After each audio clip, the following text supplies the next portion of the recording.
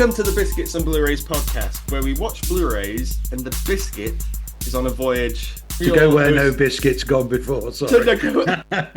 Oh, that's perfect. Have I stolen your opening? No, absolutely. I'm your host, James. Jade is away on a hen do, so she's not joining us today. She's having a wonderful time. So I'm joined by a very special guest. His name is Mr. Drew Baxter. Hello, Mr. Drew. Good morning, James. Thank you so much for coming on this podcast. No, I've been looking forward to it. I really have. I enjoy listening, and so it's nice to be thought worthy. I've been desperate to get you on because I've been on your podcast, and yes, we had a great time on there. But we've known each other for a long time now. We've known each other for maybe 10, 15, maybe years. Something like that, yeah. Since you were a child. I wouldn't go that far, but we have a shared love of a certain style. Well, movies in general. I would argue. Yeah, I love all movies. I really do. But yeah, science fiction is a great joy for me. Love it. Love all science fiction. Is that your favorite genre? I think it is. I think if ever there's that moment, I think I'll watch a film. The first category I look for is sci-fi. It's escapism in its best form, I think, in many ways. And it's a broad category, sci-fi. I think we've been through this before. Yeah. But things like Jurassic Park and stuff is considered science fiction. Yeah. But we're thinking mostly space exploration. We both have a love of a certain franchise, and this is where it sort of divides us because I am very Star Wars heavy. I'm Star Wars orientated. I was brought up that way. It's not my fault. Those are just the films I was shown when I was a kid. But you are of the other persuasion. You're a Trekkie at heart.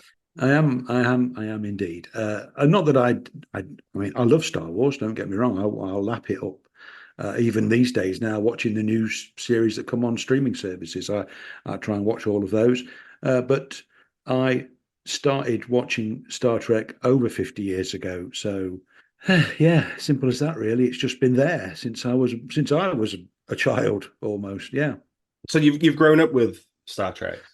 Of course, we were lucky because we used to get the reruns in this country, and so that's when I first started watching it and fell in love with the characters and the writing. And we'd recently got a colour television, so it was a great thing to watch in colour because not for least all the wonderful shirts which we liked, but different colours. So yeah, I think it just captured the imagination of a young lad who was growing up in a small farming community, and this took me away from that as far as you could get in a way. So yeah, I've loved it ever since. So would watch the reruns. It didn't matter to me how many times I'd seen an episode. I would watch it quite happily again, looking for all the bits I'd missed the first time, as us geeks and nerds do, looking for the little clues that other people might have missed. So so started out watching the original series. And then, of course, Star Wars did come along, which prompted the Star Trek team into action to sort of, come on, we can make a film. Maybe let's us have a go at making a Star Trek film to compete with the Star Wars film. But they were very different. So, being a Star Wars fan, I wasn't ever shown Star Trek. I was aware of Star Trek, but I'd never watched it. The reruns were cancelled just before I was born, I think. Yeah. So like Doctor Who was on for me and stuff like that. Yeah. But I always thought Star Trek was a sort of a colourful, vibrant TV show that I wasn't shown. Getting you on this podcast has meant that I've had to do a bit more background research, and by that I mean actually watch a Star Trek movie, because the only ones I've ever seen are the later Chris Pine adventures. Yeah. And I like those. I think they're quite good films. I do too. Yeah. I like anything that keeps the dream alive. But I've had to go back and watch, because we're talking about Wrath of Khan today. Yes. Yeah. I've had to go back and watch the first one to get some context about what is going on. and then go straight into Wrath of Khan. So I've watched two films back to back, Star Trek movies. My first question to you would be, why have you picked Wrath of Khan over the first one? I loved Star Trek the motion picture because, as I've said, it was just a way of bringing back characters we knew. And but Star Trek Wrath of Khan, I think it's where Star Trek sort of changed direction in a way. It became, and I know this is something that Gene Roddenberry himself disliked very much. It became slightly more militaristic with the uniforms and what was going on, but it became much more of an action adventure film, and one in which we already knew the characters. There was no, you didn't have to really spend a lot of time working out, well, who's he? And if you've been a follower, as I had, you knew who these characters were. And I think it was an absolute act of genius to draw on a character from the original series as the villain as well, because that, for some of us, was like, oh, they're bringing him back. And so it just ticks so many boxes that I guess in 1982, a younger me was looking for.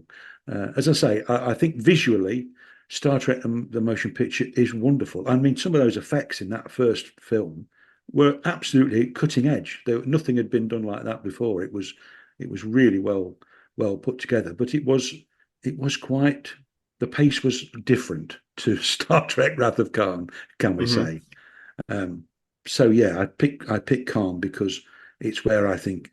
Well, I would always argue that making Wrath of Khan saved the whole franchise, because Mm-hmm. if they'd have continued down Star Trek the motion picture route with what they did next, I think it would have fizzled out. I think they wouldn't have been, because it was so far away from what you said, the Star Wars type adventure film, that I guess Wrath of Khan did at least hitch on the coattails of Star Wars in that way and become a much more adventurous.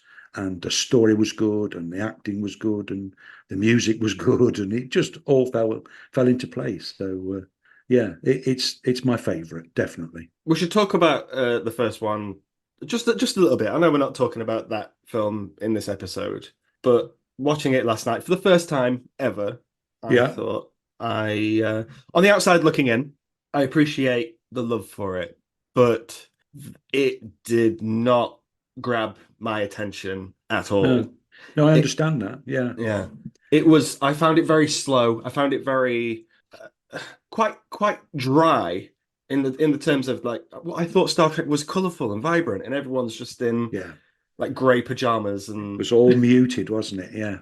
it's Yeah. just drained of color. Yeah, and I always thought Star Trek was fun, but it just didn't it didn't leap out as a fun movie for me. But then I Googled it. I was like seeing what was going on. And I think the problem that I've personally brought to it is that it was made on more money than Alien, and it was made at the same time as Alien. And if you put Alien and Star Trek the motion picture side by side, it's night and day, I think. Oh, I agree. I would agree with you 100%.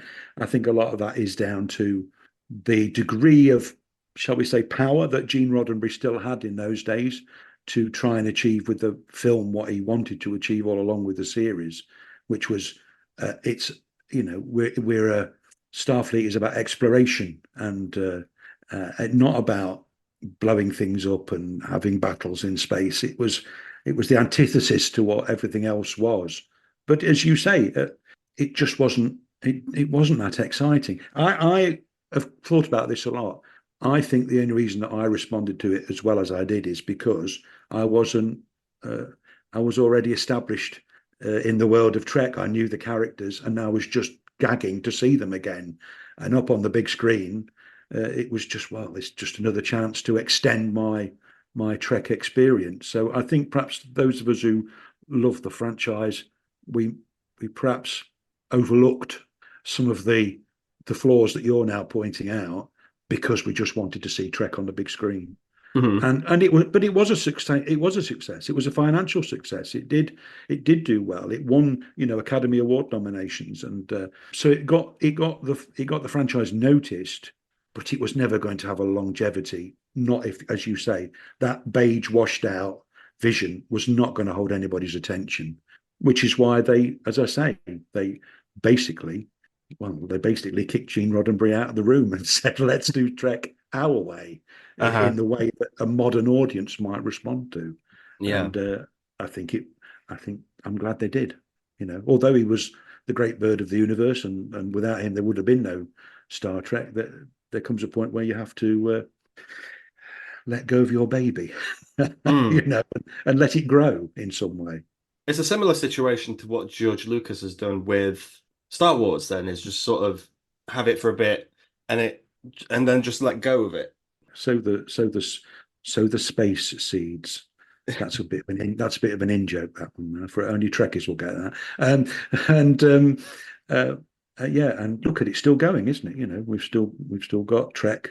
We've had successful TV series. I mean, bringing back characters that in like Picard, that recent series Picard, and I've just not long finished watching the last series of Discovery.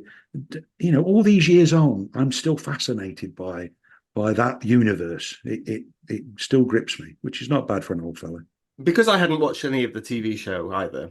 I was aware of it, of course. But I thought, if a film is going to be made of a TV show, usually they cater to audiences who haven't been around before, which I found that the motion picture didn't do. I was left completely on my own. It didn't hold my hand into this universe at all.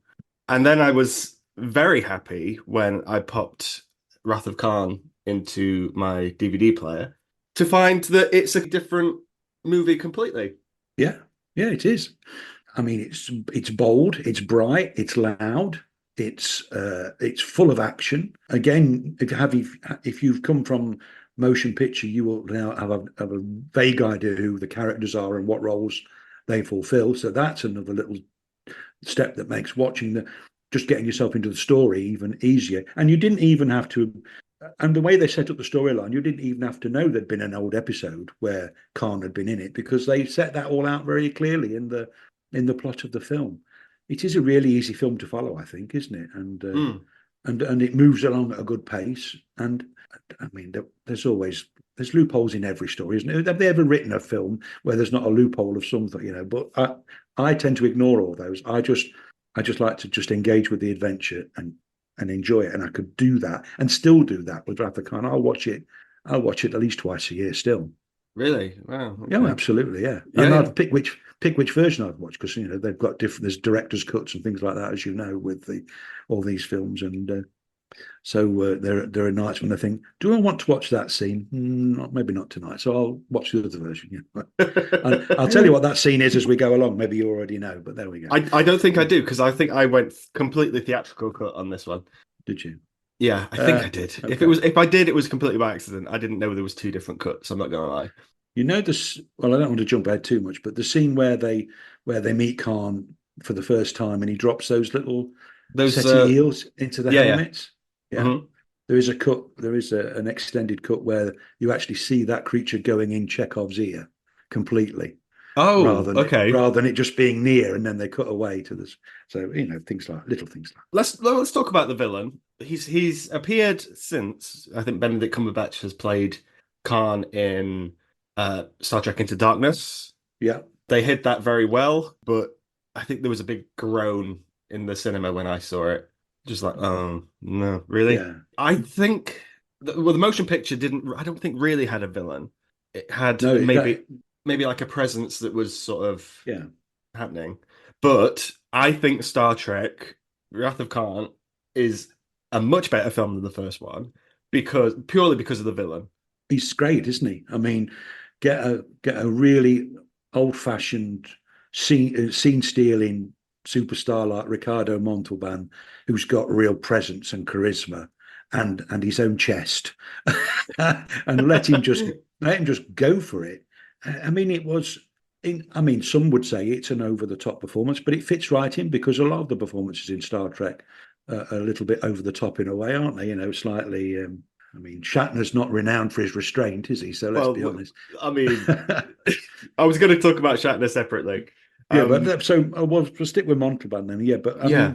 mean, to be offered the chance to come back and play a character that you played 20 or 25 years earlier, Mhm. and and to have another crack at it, and this time on a motion picture, and to expand that character and to see what he could do. I mean, he just was amazing. I just loved the man.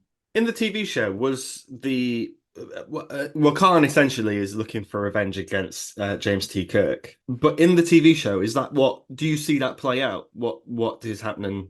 Yeah, in the original episode, which was called Space Seed, I believe Mhm. that's where I got that. Ah, Yeah, they end up. I mean, Khan tries to kill Kirk and steal his ship, as it says in the plot of Wrath of Khan, and they set him on that, leave him on the planet with his followers to lead their life, which is a very Trek thing to do. It's not just let's lock them up or shoot them. In those, it was like, no, we need to find a way to let them even live their lives in some sort of peaceful harmony. That's the Roddenberry take. But of course, as it develops with the story of Wrath of Khan, the explosion of the sun, the planet shifting on its orbit that laid waste, and Kirk never came back to check on how things were going. And so he builds up this rage, this revenge, this wrath, of course, of Khan that makes the story what it is, because it is really just. I mean, he barely contains it on occasion, the rage but also such cold, icy cold control on occasion. It's just a wonderful performance, but yeah. built over being what he feels is being abandoned and losing the love of his life.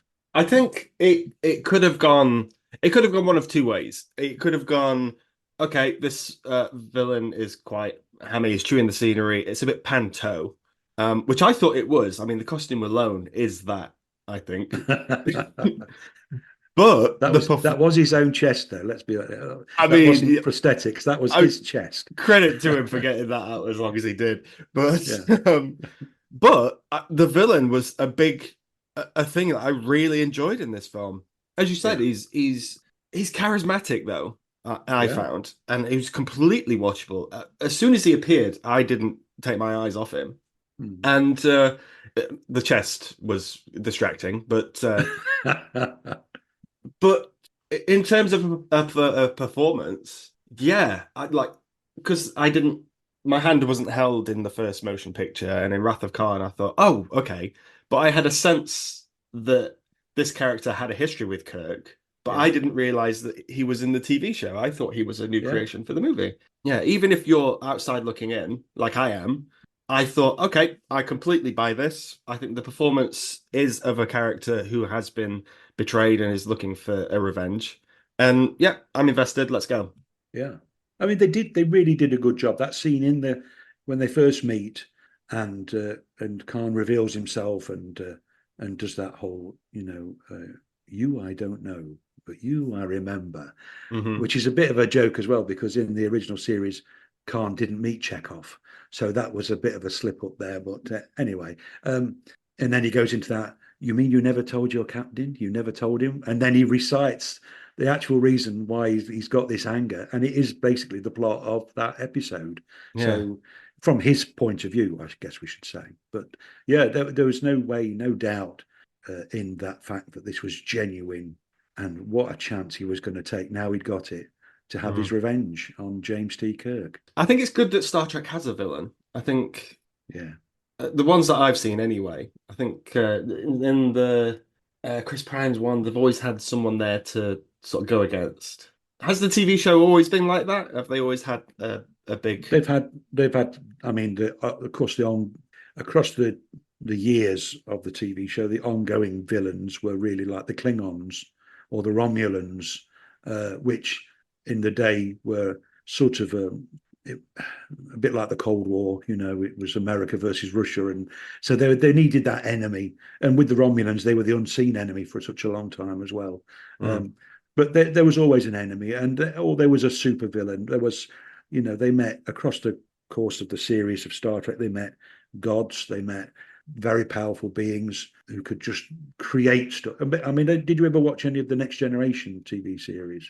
I've never watched an episode of any No. Star Trek So TV show. there was characters in that called Q, played by John Delancey, who pops up in Picard the series later on. But again, there was a character called Trelane, and they're powerful intellectual villains that they've had to see down, as well as creatures and so-called mindless things just floating through space. It was they had different challenges, and they always managed to get it sorted within 50 minutes, which is amazing, isn't it, on a TV series? Always, yeah. But so there was always a challenge to overcome, and that's what makes watching anything interesting, isn't it? Seeing how characters overcome a challenge of some description. The characters in this, I don't have any certain fondness towards them. My first introduction to most of these characters would be Star Trekking by The Firm.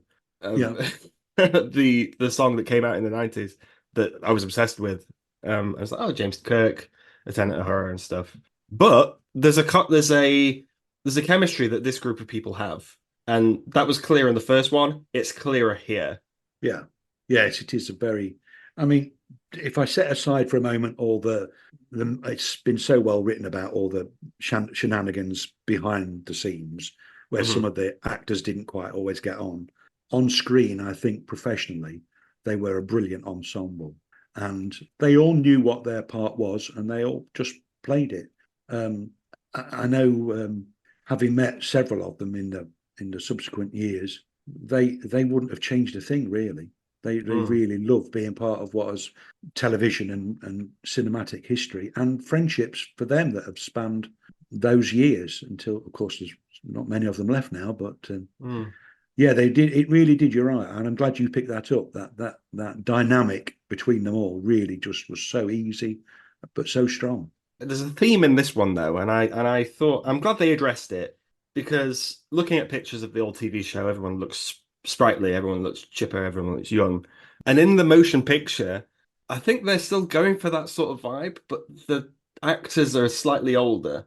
I think Yeah, Shatner, I did a bit of research. Shatner was on a base, he basically starved himself to get to look the way he did in that yeah, movie.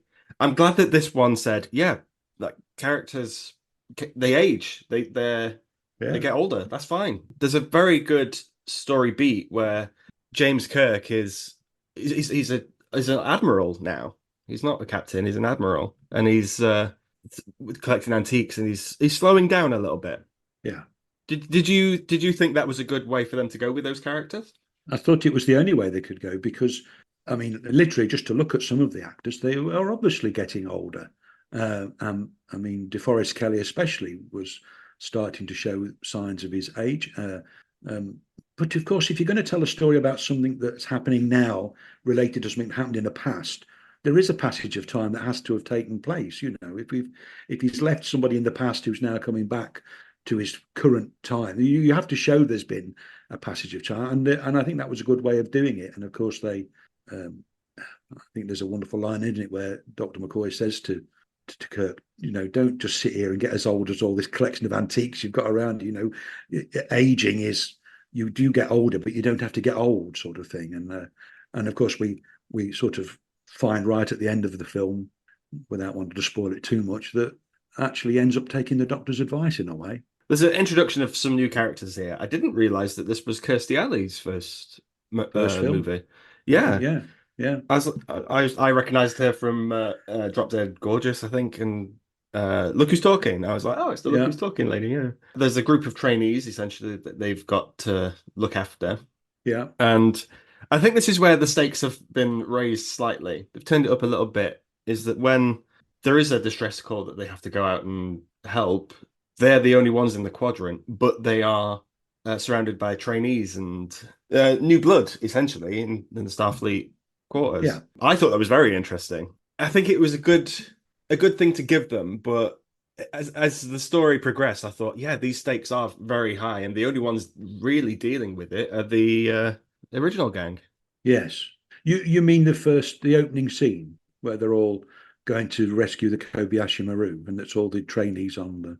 Yeah. Well, no, like the when Oh, they later, later yeah, on, yeah, when they yeah, yeah. They all have to grow up very quickly, as it says in the film, and um, but it is ultimately. I mean, let's be honest. They're not going to give us a Star Trek film and not make the original Star Trek crew the stars of the film, are they? But it's nice that you say they had that new blood come in, although not many of those new characters survived to any great status in future films. Savick sticks around, but in a different form because Kirstie Alley didn't sign up for the next film, which you've not watched yet, have you? I guess. No, I Search haven't for watched Spock. Search for Spock. Yeah. Robin Curtis comes in to take over, but and of course young Ike Eisenman, who plays Scotty's nephew, who gets killed when during the attack. I mean, he'd been a big star, and I guess they brought him in to think that he would be, but then they killed him. So he had his moment, and but his death meant his death was powerful and motivational in a way. I think the death of one is used to represent the death of many, and to give Kirk and the crew that motivation they need to. Right, come on, it's time for us to go and kick ass. Can I say ass on here? You can say ass, yeah. I'm surprised Yeah. we've not sworn at all, but Yeah. you bring out maturity in me, Drew. I have to say though, I mean, when I went to see this at the pictures, you see, Yeah, yeah. when I went to see this at the cinema, this is before the internet. This is before we had access to. We couldn't Google anything. The only clues we got about what we were going to see were from film magazines and rumors that were circulating in film magazines, and so that opening scene, the Kobayashi Maru scene where they go to rescue, and it doesn't go quite according to plan. They put that in because it had leaked out that we're going to kill Spock. Oh, okay. So the plan was always to kill off Spock, Yeah. and the plan was to kill him off near the beginning of the film to make that power. That would have been the power behind Kirk and Khan's ongoing sort of thing. But it leaked out. So they very cleverly created that Kobayashi Maru scene so they could kill Spock without killing him. That's and everybody genius. And we went and we watched it and went, oh, look, he's not really dead. It was just so when he can we do a spoiler? You can spoil it. This film's been out since 1982, yeah. So when Spock does die at the end of the film, it's so much more powerful because you've sort of think, oh, we've gone past that. We're not thinking about that now. He died and he's back, but then they actually kill him. Well, they don't actually kill him, as we find out, but thanks to one word. And this is down to Harve Bennett again, who producer par excellence, who knew there was money to be made out of this franchise, and said to Leonard Nimoy, "Give me a back door, give me a way that I can use to maybe have you in the future films." Mm-hmm. And it was Leonard Nimoy who thought, "What can I do?" and did the remember thing with McCoy. Genius, simple genius, but from an actor who knew his character and knew what he could do. And yeah. So yeah, we all watched without we couldn't look at internet scores and all that. It was just pure joy to watch it. You can't do it anymore. You can't go and see a film without knowing what it's all about, can you? Really? Did you see this opening day when it came out? No, I saw this. It was about 3 months, I think, after it had been released in the UK. Because where I was living, we didn't get it initially. I would have had to have travelled a long way to go. But it came to our local Odeon about 3 months after it had opened. Right. So I'd read a little bit in some of the film magazines, obviously from when it opened in America, because we got. I think this almost a year after. I think we don't know if we got it late '82, near Christmas, something like that. I could look it up, but I think it was probably late on in the year. But yeah, it was amazing. Experience those characters on the big screen in all the colour and James Horner's score was just perfect. It fitted the theme. Yeah, and you can't sort of divorce yourself from the fact that it was so different from the motion picture, but for a very good reason and for the very best of reasons. I get goosebumps just thinking about it. Still, it's amazing, isn't it? Watching it, I was thinking, yeah, this is a very adult take of Star Trek. I thought, Yeah, it really did a left turn on me because I thought the first one was just people standing around pointing at screens. Were the bits of it that you weren't sure of In this one, in Wrath of Khan? Are the bits you weren't sort of think didn't quite work or jarred or? I thought it was a turn of genius for them to go, but this is the Star Trek I recognize because of my Chris Pine movies. Yes, yeah. The more militaristic, battles in space and all that sort of thing. Yeah, absolutely. Yeah. In terms of Jeopardy, I loved the scene where there's a big thing about the Genesis project, and the Genesis project is essentially it's a world builder, but also a world destroyer. It's just such a simple idea, though, isn't it? Absolutely. And I just thought the stakes were high anyway, because I thought, okay, this guy's after revenge, he's going to stop at nothing. I got that. But, okay, the universe is at stake. And we've just got a bunch of newbies with some older commandos behind the wheel of the Enterprise. I do want to say as well, the special effects have turned it up to 11 on this one Yeah. over the original. Well, of course, in the you know how quickly they did advance in those early parts of the 80s. I mean, driven, as we've already indicated, driven so much of it by Industrial Light and Magic and all the work that George Lucas was doing, and everybody else, clinging on to their coattails. You just knew you weren't going to make such a film as Wrath of Khan without bringing to it something new and exciting visually to look at. And yeah, they did a great job. The best bits of the motion picture for me were the shots of the Enterprise with the Yeah. score like sort of sweeping underneath. I thought I like the Enterprise anyway. I quite like the design of it, but in this one, any shots of the Enterprise added half a star to my review. It is, and the I mean, who else would spend time with a film just filming a ship leaving dock and make it so beautiful and Yeah. so important? Really, as really, it's one of those things. You think, do we really need to see Enterprise go out into space? Yes, we do. We Hmm.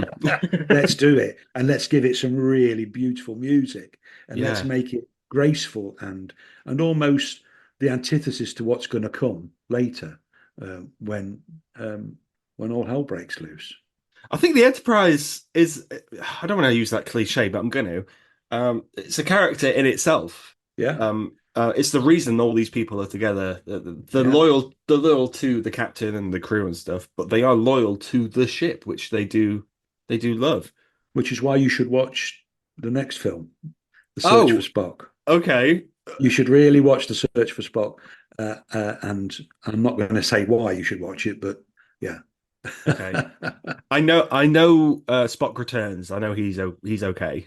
Yeah, yeah, that's but there's something else happens in Search for Spock that actually was gut wrenching for a lot of us. Absolutely gut wrenching. I'll check it out, and I'll probably stop there.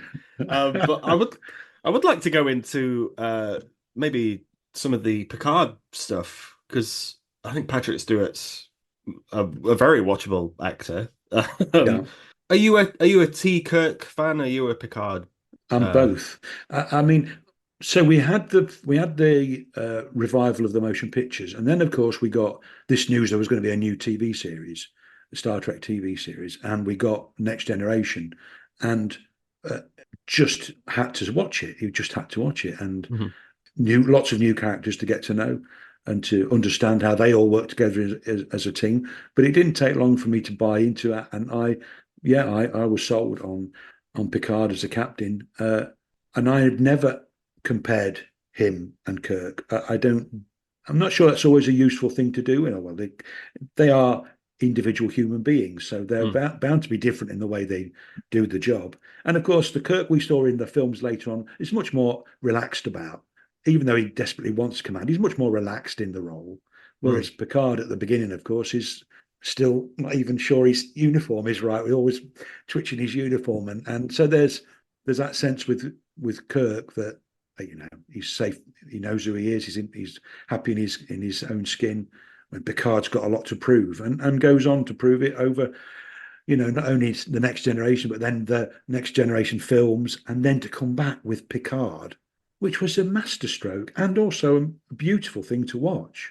mm. I just loved it. I mean, I am emotional and I cry quite easily, but the end of Picard, the final season of Picard, I was in bits. It does what many series don't ever give you the opportunity to do, which is to say farewell properly, to characters you've known and loved across many years. So yeah, I love it all. I even love Chris Pine.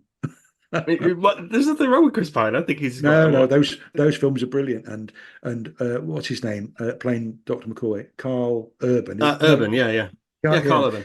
Oh, I mean, if I just thought that was a glorious performance. I thought he absolutely got that character spot on.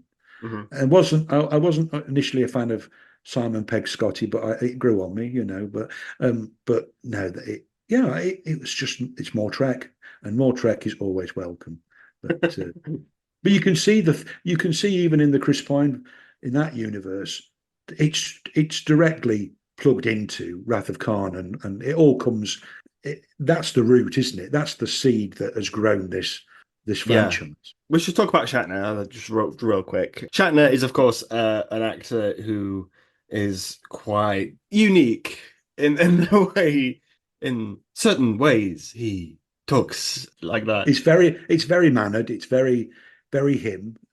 Yeah. But he's a very strong character. He's a very strong personality. And it came And through it came through in this one. yeah, I thought in the first one, the first one was basically like an hour of shots of the Enterprise leaving dock, and then yeah, occasionally Captain Kirk saying "Spark" like that. And I thought, well, there needs to be more to it than that. Here, because he's a bit older, he's a bit wiser, but that cockiness that I think Kirk would have is coming through slightly. I think it was missing in the first one. yeah. Oh, definitely. But there's also a sense of where he berates himself for his complacency with his experiences and his age, where he's like, you know, there's that scene where he doesn't, when he should, raise the shields, Mhm. and then you know, he's really angry with himself because he's let his own standards fall because of complacency. And I'm Kirk. Nothing happens to me. I laugh at death. I escape every time. It's almost like, yeah, we know we watched you in all those episodes where no matter how dangerous the situation, it was like, we know you're going to survive. Yeah. And I think for a moment in Wrath of Khan, there was that sense that maybe he wouldn't survive. You know, maybe Khan would succeed. And there was some real jeopardy in that. And I think that made Kirk's character, I think for the first time, there was a way in which you could be sympathetic with him that you might not have been sympathetic with him before, especially with the relationship with discovering his son that he didn't know Yeah. that he really had, you know, and trying to really humanize him in that way, which is another reason why you need to watch Search for Spock. Mhm. There was a Yeah, there was a there was a moment in it where they're stuck on Genesis after essentially Khan is using Kirk to get the Genesis project, machine. Yeah, the machine, yeah, yeah, but yeah, he doesn't know it, and he feels tricked. But they take a moment. They're stuck in this Genesis warehouse thing, and Kirk goes, "Well, I really want something to eat," and he bides his time, and he takes a minute, and then it turns out that this is his plan all along to get Spock to beam him up from where he's from. yeah, He says to Kirstie Alley, like, "There's never a no-win situation for me," yeah, and then off he goes, and it feels like he's really rallied now. yeah, I thought that yeah, was just completely watchable. This film just felt faster anyway. yeah. It had new life, and I'm glad that the franchise going forward has been that template. Maybe Yeah. I haven't seen it, but I'm It guessing. is. It is. It carries on very much. I mean, there are missteps along the way, as there are in any franchise. You know, not every time they set up do they end up with the result they hoped for. Uh-huh. And I won't. I'm not going to talk about some of the films that are coming along if you do continue to watch them all. But no, this was paced really beautifully well. But it was such a good script. I mean, Yeah.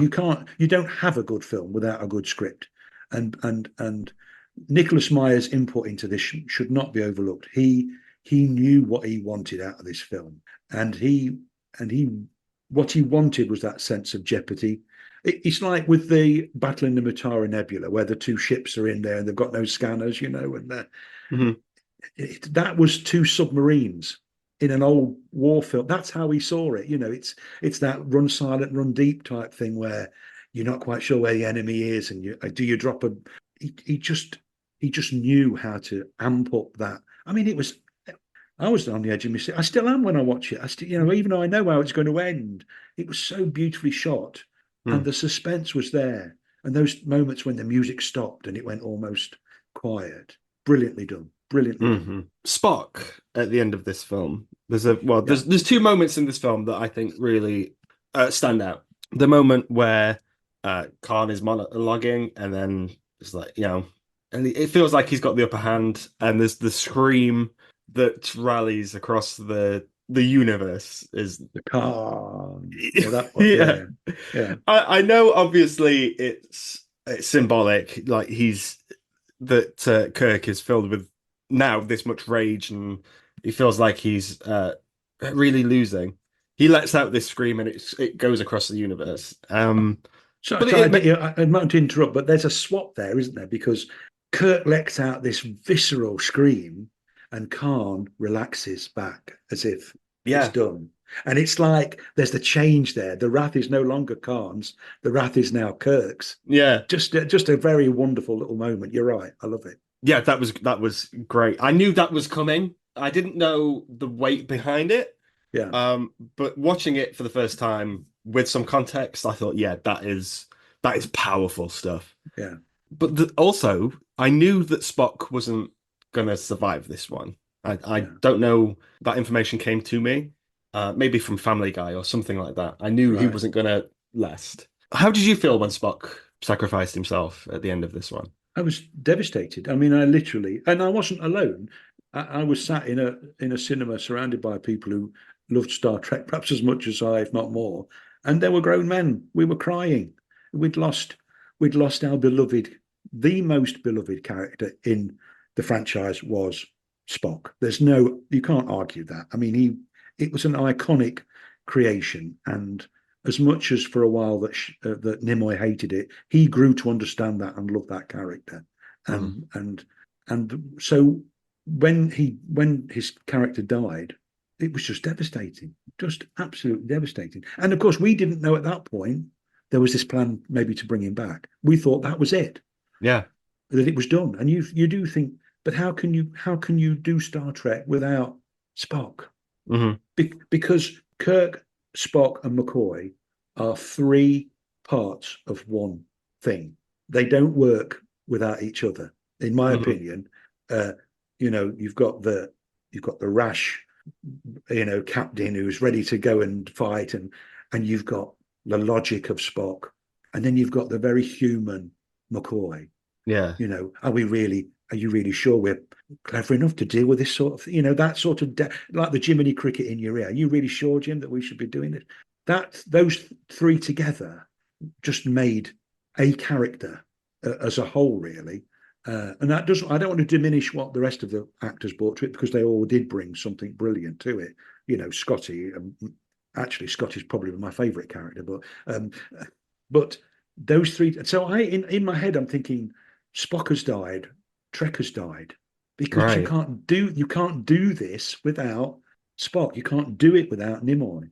So I was devastated, and I say at that point you couldn't just go and Google what's next for Spock. It was, you might get something on the film program, or you might get something in a film magazine, but you were just left hanging. So when Search for Spock was announced, well, of course, I was all up for that, ready for that, and the rest is history. Yes. Why did Nimoy fall out of love with it? There's a wonderful book that he wrote called "I Am Not Spock," in which he catalogues how difficult it is to go down the street. I'm Mr. Spock, and everybody's doing this signal to you and wearing, and it's like, I am more than a character. I'm an actor, but I think he gradually understood just how important these characters were culturally speaking. That sounds a bit overblown, doesn't it? But I think they are. No, I think I agree. Yeah. I mean, you look, Nichelle Nichols, who played Lieutenant Uhura, who basically sat there and went hailing frequencies open so in the episodes, and she got to the point where she said, "I think I'm going to leave because I don't have much to do." And Mhm. famously, Martin Luther King said to her in the '60s, "You've got to stay because there are no black women on television in positions of authority. Uh, Wow. you are important." Yeah. I heard her tell that story in person.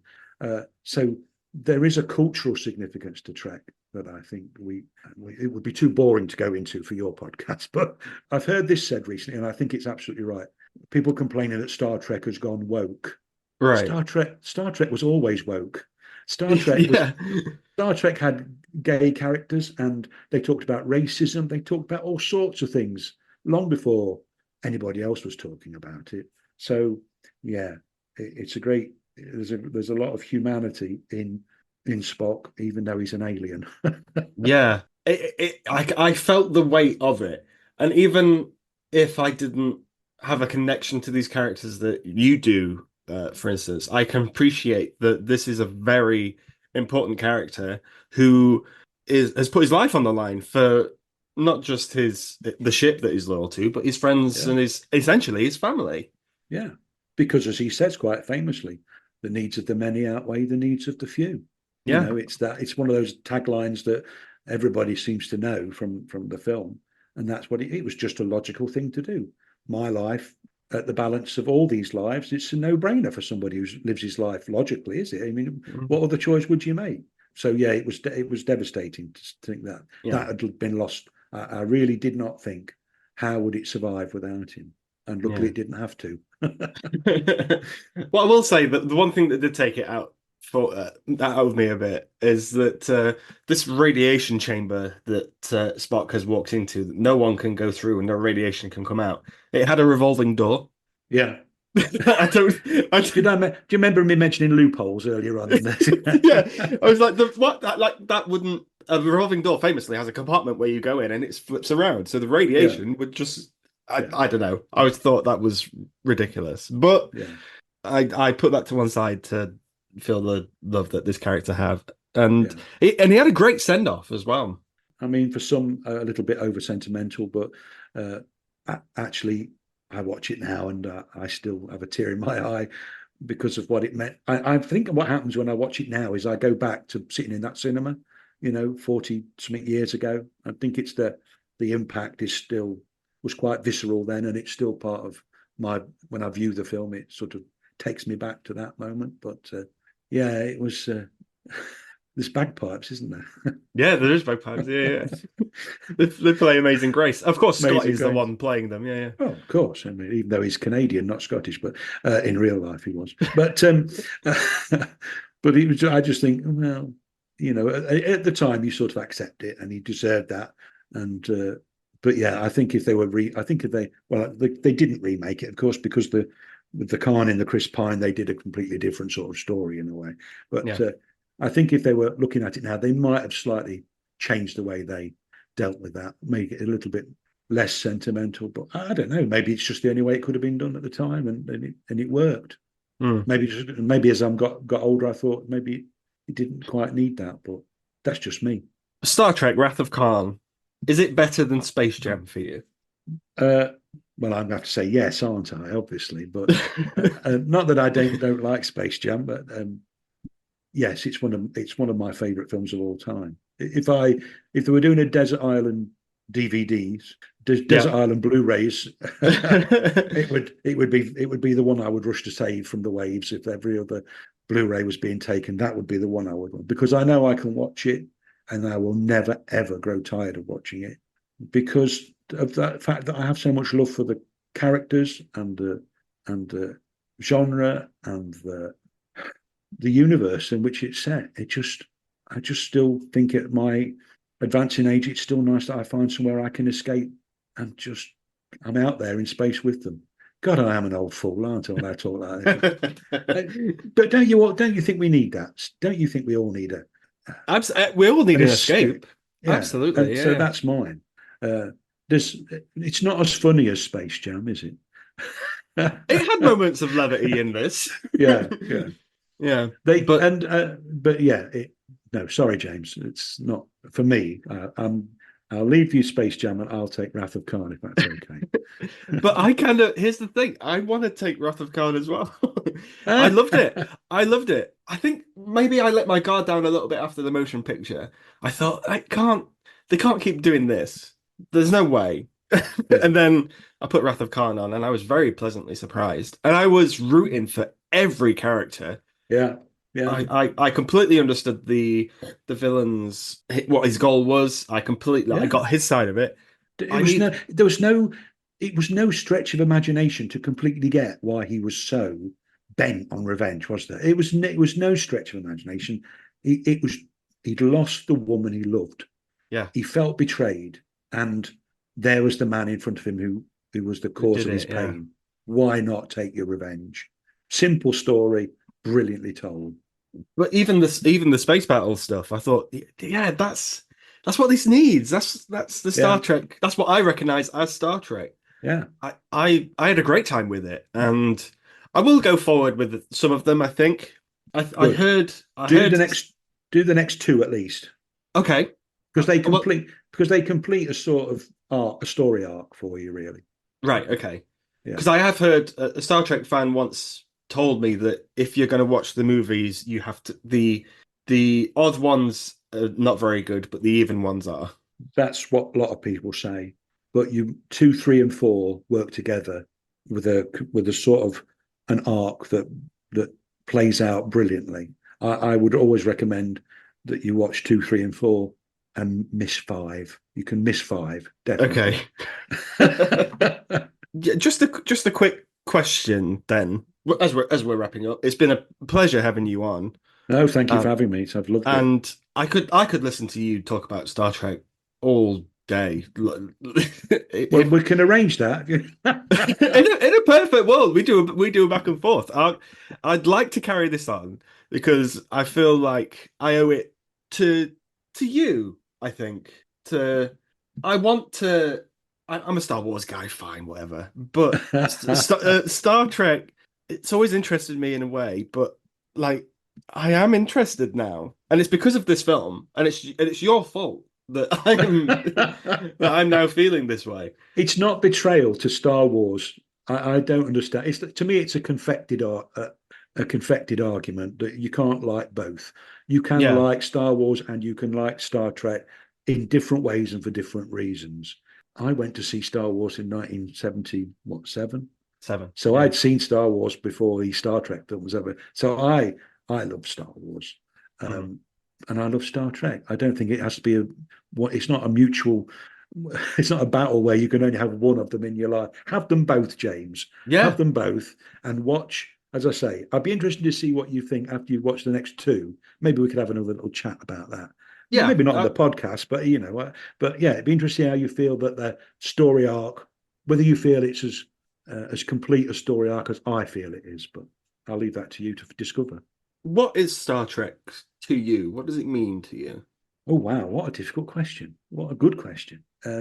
Well, I mean, not to be overblown. I can't imagine how different my life would have been without Star Trek in it, because the philosophy in it is the philosophy which I seem to have adopted for life in so many ways. Even like the needs of the many outweigh the needs of the few and the one. A line in a movie script, but it's very easy, isn't it, to think actually how sensible is that? That sometimes you have to put the needs of everybody else before yourself. Although, as you'll discover later, that isn't always true if you watch the next films. I love the fact that what Roddenberry wanted to do was to show that in the universe in the future, we've gone past all the stuff that separates us, and all the things that would divide us now have been eradicated. And in my way, you still like to think that maybe one day we, as a race, we will become grown up enough that if we did ever go out into space, we wouldn't just be the twats in spaceship that came and spoiled everything. Mm.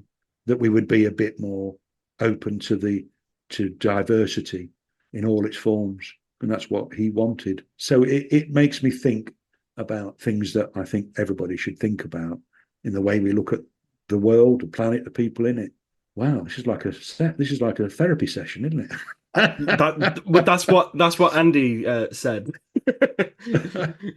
Drew co-hosts a podcast, Sunshine, Freedom and Flowers. It's filled with positive thoughts and vibes. That podcast. I've listened to the majority of your episodes, and they're wonderful. I've had the pleasure of coming on Yeah, talking with you guys.